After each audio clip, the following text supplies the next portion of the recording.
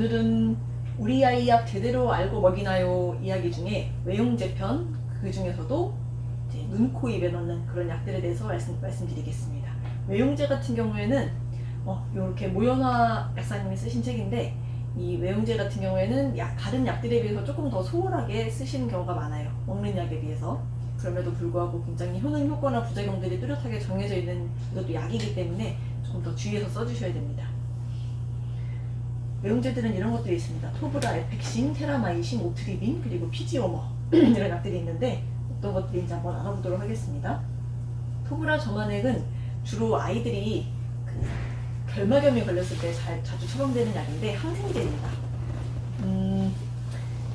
아이들이 눈이 가려서 자꾸 긁고, 그리고 빨갛게 변하고 눈곱이 자주 뛸 때, 특히 감기 걸리고 나서 이게 걸리는 경우가 많아요. 감기 걸린 아이가 자고 일어났더니 눈이 새빨갛게 되고 이렇게 자꾸 눈에 손이 가더라, 이런 경우에 세균성 결막염이 생기는 경우가 많습니다. 그런데 이 경우에는 항생제이기 때문에 조금 더 투약 시간에 주의를 해주셔야 되는데, 이렇게 4시간마다 사용해 주셔야 됩니다.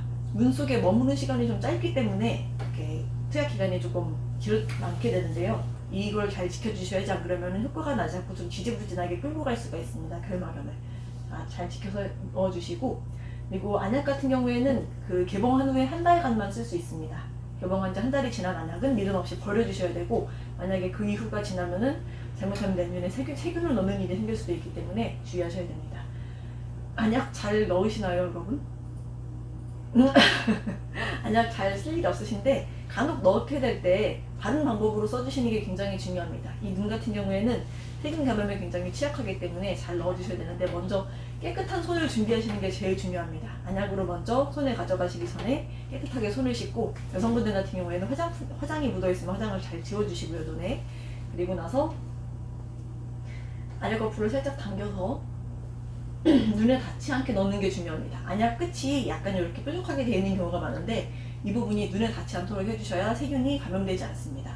그리고 닿지 않게 안약액을 한 방울 두 방울 정도 떨어뜨리고 나면은 코와 눈 사이를 지그시 눌러주셔야 되는데, 이게 왜 그러냐면은 눈에 좀 더 안약이 오래 머물 수 있도록. 그리고 눈과 코가 연결이 되어 있는데, 이게 눈에서 코로 바로 이렇게 내려가게 되면 약이 굉장히 씁니다. 그래서 괴롭죠. 아이가 이걸 안약을 다시는 넣고 싶어 하지 않을지도 모릅니다. 그래서 가능하면 살짝 눌러서 눈에 안약이 머물 수 있도록, 그리고 희석될 수 있도록 도와주시고요. 안약은 크게 3가지로 나뉘어집니다. 항생제, 그리고 항히스타민제, 스테로이드제 3가지로 나뉘어지는데, 이거를 알아두셔야 되는 이유가 뭐냐면은, 안약 같은 경우에는 성분은 굉장히 몇 개 안 돼요. 단일 성분, 그러니까 성분 자체의 개수가 몇 개가 안 되는데, 상품으로는 굉장히 여러 가지가 나와 있습니다. 그래서 내가 이 약국에 가서 안약을 받았는데 효과가 없어요. 그래서 다른 안과에 가서 약을 받았는데 마찬가지로 같은 약을 받아오는 경우가 있습니다. 분명히 다른 상품의 다른 이름의 약인데, 그래서 내가 받은 약이 항생제인지 히스타민제인지 스테로이드제인지 그런 것들은 꼭 체크를 해주셔야 됩니다.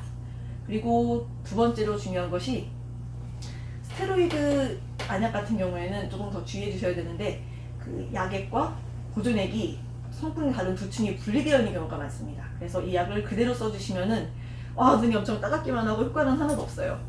그래서 충분히 틈들은 후에 써주셔야 됩니다. 그리고 눈이 자주 충혈되시는 분들 중에 스테로이드제를 좀 자주 쓰시는 분들이 계신데, 이 경우에도 주의해 주셔야 되는 게, 안압이 점점 올라갑니다. 눈의 압력이 올라가서 녹내장이 생길 확률이 높고요. 그리고 스테로이드 자체가 면역력을 떨어뜨리는 약이기 때문에 자주 오래 쓰면은 오히려 나중에 면역력이 떨어져서 염증이 자주 발생하는 결과가 생깁니다. 그래서 스테로이드 안약 같은 경우에는 증상이 아주 심하지 않으면 안 쓰시는 편이 좋고요. 쓰시더라도 장기간 쓰는 것은 반드시 피해 주셔야 됩니다. 그렇죠. 이제 안연고에 대해서 말씀을 드릴 텐데, 안연고는 다른 일반 연고와 좀 차이가 있는 게, 완전한 무균 상태고요. 우리 점막에 직접 넣어야 되는 약이기 때문에 무균 상태고, 굉장히 작은 입자로 이루어져 있습니다. 75 마이크로미터 이하로 굉장히 작은 입자로 이루어져 있어서 우리 눈에 직접 넣을 수도 있고, 눈 주변에 상처에도 넣을 수 있는데, 바꿔서 얘기하면 우리가 흔히 접하게 되는 후시딘이나 이런 일반 연고들은 눈 주변에 상처가 났을 때는 안 바르시는 게 좋습니다. 이런 특별한 연고의 경우에만 안연고로 바를 수가 있고요. 그리고 항생제이기 때문에 이것도 세균성 결막염을 쓸 수 있습니다. 주의하셔야 되는 거는, 손으로 이렇게 발라서 아기 눈에 넣으시면 큰일 나시고, 묽은 면봉을 반드시 써서 발라주셔야 됩니다. 그리고 이것도 마찬가지로 장기간 써서는 안 되는데 8세 이하의 아이들에게서는 치아 변색 같은 부작용들이 발견이 된다고 합니다. 그러니까 이것도 장기간 쓰는 것은 피해 주시고요. 에펙신 이용액입니다. 이용액이라는 말 들어보신 적 있으세요? 없죠? 이용액은 귀에 쓰는 약입니다. 귀에 넣는 약인데 조금 생소하실 수 있어요. 하지만 아이들 중이염에 굉장히 자주 처방되는 약입니다. 이 약은 에펙신이라는 그리고 약이 이용액도 있고 점안액도 있어요. 그리고 약통이 굉장히 비슷하게 생겼기 때문에 꼭 잘 확인을 하고 귀에 쓰는 약, 눈에 쓰는 약을 잘 구분을 해서 넣어주셔야 됩니다. 그리고 이런 약들은 이제 같은 성분의 다른 이름을 가진 약들입니다. 피노미드도 마찬가지로 에펙신처럼 오플록사신이라는 항생제가 들어있는 약이고요. 주의하셔야 될 건 사용 방법입니다. 귀에 넣는 약인데 어떻게 넣느냐? 옆으로 누워서 귀에 넣고 10분간 가만히 계시는 편이 좋습니다. 아이에게 10분간 가만히 누워있어 라고 하시고, 혹시나 아이가 너무 힘이 넘쳐서 자꾸 움직이려고 한다 하면은 이제 살짝 손을 넣어서 약액이 귀에 머물도록 해주시는 것이 필요합니다. 그리고 약의 온도를 체온과 비슷하게 해주시고 넣어주셔야 되는데, 만약에 이걸 너무 차가운 상태로 갑자기 아이의 귀에 넣으면 아이가 굉장히 어지러워할 수 있습니다. 그 귀가 평형까지 관리하고 있기 때문에 이걸 꼭 주의를 해주시고 천천히 체온과 비슷하게 만들어서 넣어주셔야 됩니다. 오트리빈은 그 TV에서 굉장히 자주 접하실 수 있을 겁니다. 코 막힘에 굉장히 잘 듣는 약이라고 알고 계신데, 혈관 축소제고요. 염산 키실로메타졸린이라고 하는 성분이고, 유아용과 성인용이 따로 있습니다.